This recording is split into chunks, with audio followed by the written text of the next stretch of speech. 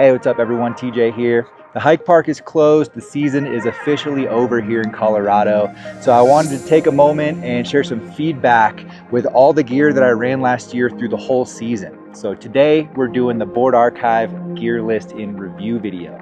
Let's get into it. All right guys, let's start the video off talking about face masks. And real quick, before I get into it, I want to let you know that all the gear I'm talking about is linked down below this video, so it's easy for you to find if you do want to check any of it out. But yeah, air hole, there's two main things I really like about these face masks.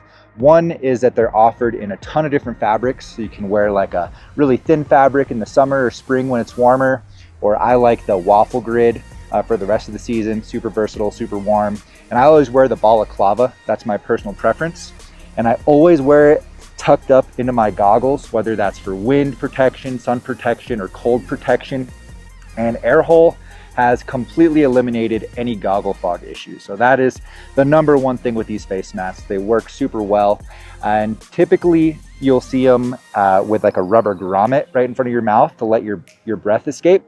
But they're going to be introducing this laser cut variation, which is pretty sick, and it'll change the look of the masks. But they work super well if you're looking for a high quality mask. Check out air hole. All right, here we've got what might be the most versatile piece in the kit, something that I think every snowboarder should own, and that's my Midlayer. So last year I ran the Melt Kishi Midlayer. If you guys don't know, I launched a brand last year with my best friend. We called it Melt, and our whole goal with the company is to make high quality, feature rich, comfortable, and good looking products available at an accessible price. So we had to make a Midlayer. This thing is awesome to wear under a hoodie, under a jacket to keep you warm on those colder days. I lean towards it for splitboarding as well as like an outer shell. It's got like a stretchy, durable outer fabric as well, so you can wear it around town. It's gonna hold up. And I think the big thing with the Midlayer is just the versatility. This is something that you can keep on you at any time, just in case. It packs into its pocket. It's very compact. And we sell this thing for 110 bucks. Quality wise and feature wise, it's comparable to Midlayers, priced around the $250 to $300 range. But you can get it for 110 bucks here with the Melt Kishi. Check it out. If you guys watched my gear list video last fall, you'll know I tested two different pairs of goggles. We got the Dang Mags and the Anon M4s. A couple things I liked about the Dangs is they have an injection molded lens, so good optical clarity. The magnetic lens works super well and easy, and I've never had any goggle fog issues with these guys. So if you're looking for something that's a little bit more price point, a little bit of a less expensive goggle, these run for about 110 bucks and do come with a bonus lens and supports a great snowboarder owned brand out of Utah. But I also love the Anon M4s. It's a little bit of a bigger frame.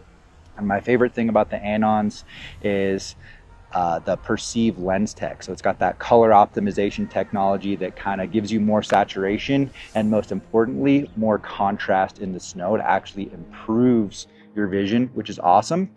So I think if you're looking for something more price point, trying to save some money, I'd point you towards Dang.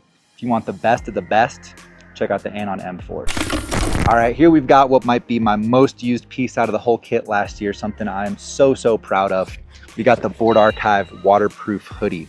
This thing is 5 years in the making. It is so dialed, just iterated year over year to make sure it has everything a snowboarder could want. And going into year 6, I think it may have reached its final form. This thing is on point. But last year, we introduced the full waterproof version. Still retains that classic hoodie comfort and stretch. We've got an Eco DWR and Eco 10K membrane. So it adds that nice waterproofing element. Water just drips and beads right off of it. It's not going to soak into the fabric. Got a pass pocket on the sleeve as well. And what I really liked about this thing after using it for the whole season is that I think obviously the waterproofing makes it a little bit more versatile, a little bit more capable for like a stormboarding situation. But I think it also makes it more versatile through the temperature range. So I found with a Midlayer, I could comfortably wear this down to the teens here in Colorado. But with all the venting open, it was comfortable up into the 40s or 50s as well. So for all my riders out there that love wearing a hoodie, like that classic hoodie style, I got you covered. We got the Board Archive waterproof hoodie with some new colors coming next year as well. For mittens last year, I ran the Crab Grab Slap mitten, and I think these are a pretty solid mitt for like a mid-price, mid-weight mitten. very versatile, have good features. But my one gripe with them is the opening to slip your hand in is a little bit tighter than I expected. That opening's a little bit smaller, and it just got a little bit annoying for me. So I ended up switching back to my old Evo Felsen mitts from last year.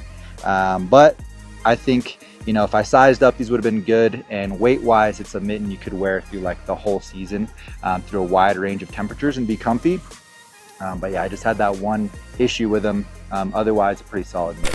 Okay, so for outerwear, like I mentioned, we launched Melt last year, and it was so cool to put this gear through the absolute ringer all over the world through the whole season. We took this stuff in every condition you could think of, from like torrential snowstorms in Japan, blistery cold days in Colorado, spring days, park days, hiking days, snowmobiling, summer boarding. We even had one of our guys take the gear out to Alaska, and it held up so good.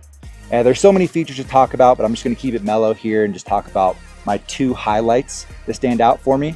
One is the durability with all the reinforcements throughout the gear, specifically on the leg opening on the bibs. We did a double reinforcement. So I was like trying to stomp around on that and see if I could get it to rip, and it held up without ripping through the season.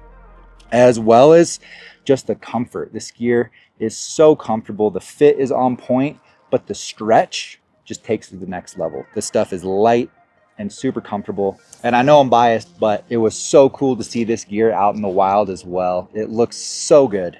I think we can all agree the gear looks fire. Go check it out, Melt Outerwear. I couldn't be happier with it. For my boots, I ran the Ride Fuse last year. This is my 6th pair of Ride Fuse boots. I do try on different brands like at the beginning of every season, but I keep going back to the Fuse. They just work really well for my foot. And they held up really well this year. I got about 100 days on them. The sole held up really good. There's no tears on the seams. The tongue didn't crack. The spine's in good shape. The liner is pretty good as well. I do go through a pair of laces every year with the Fuse, but that's not that big of a deal. And I gotta say, my two favorite features with this boot, I'm not gonna go through all the features, is the wrap liner. I think that just increases the overall comfort and makes it a little easier to get in and out of the boot, as well as the urethane spine and tongue. So as the boot breaks in, you know, you're gonna lose a little support, but they still maintain some good support and rebound even after 40, 50, 60 days. So they work well for me. If you're looking for like a mid-stiff boot, you want to protect your ankle, something a little bit more responsive, you can check out the Fuse. They are a narrow fit, but they work good for me. And for my helmet, you guys already know, I'm running the Sandbox Classic 2.0. Had the privilege to create my own signature model. We got the black and gray Great Wave off Kanagawa, repping Japan on the side of the helmet here. And there's only a handful of these left in each size and color. And this is the last time this helmet's going to be produced. So if you're a fan of Japan, you want to rep the Great Wave, now's your chance to pick it up. My favorite things about the helmet is just the low profile and the overall aesthetic. It's got good venting, the micro adjustable boa dial on the back, and not too expensive either. So protect your head, look good, rep the Great Wave. Check out my signature Sandbox if you want to pick it up. And with these videos, I always like to highlight my base layers and socks as well, just the gear that touches the skin. I think I'm on a bit of a mission to try to get snowboarders to invest in merino, just because it has been so nice making that switch. Now is a good time, early season. Get some merino base layers, get some merino blend socks. Your feet will be happy and you won't be stinky out there. So pick up some merino. All right, time to get into the hard goods. I know you guys have been waiting for this. Let's start with the bindings. So I've been running the Gen 3 Force. And what I really like about this binding is the combination of responsiveness and comfort. So specifically, you're gonna get that full-size disc here to give you a more planted feel. The flex in the bindings do have that kind of happy medium of responsiveness and playfulness, so they're good around the mountain, but still a lot of fun in the park as well. But really the biggest thing for me is the cushion. So you've got these bushings kind of built into the footbed here on the four corners, as well as some pretty solid foam on the footbed and the high back that really make this binding more comfortable than you might expect. So it worked really well for me, kind of helping ease my ankles a little bit, but still providing nice versatile performance. So if you're looking for something like that, check out the Force. And for my boards, I ran the Capita Super DOA last year as my daily. This thing is so sick. This is like the quintessential all mountain snowboard for the free ride focused rider. That's how I would describe it. But my two favorite features on the Super DOA are the 3D core profiling and the base. So you can see this 3D core here makes it a lot beefier torsionally and just way more responsive, getting this thing on edge. Makes it way more all mountain capable. I think that's the biggest part of the design that really increases the sturdiness around the resort on this thing. And it has sintered XT base with structure. So it's a little bit thicker than some of the other bases or like your standard snowboard base. So it's more durable and it has that structure to make it faster in all snow conditions, but is really noticeable later in the season in the spring.